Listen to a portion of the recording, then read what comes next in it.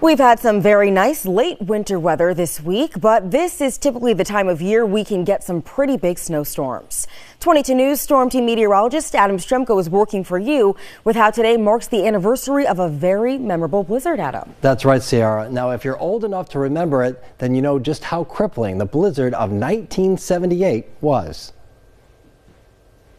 It's sometimes referred to as the week the state stood still, and it was caused by a historic blizzard that slammed into New England 46 years ago. From February 5th through the 7th, the blizzard of 78 paralyzed parts of New England, especially Massachusetts. While the storm was crippling here in western Massachusetts, it was southeastern New England that bared the brunt of the storm. Between 18 and 24 inches of snow fell across most of western Massachusetts, but the highest snowfall amounts were in the eastern part of the state, where some areas saw between 24 and 36 inches of snow. Strong winds along with heavy snow caused whiteout conditions, and travel became nearly impossible.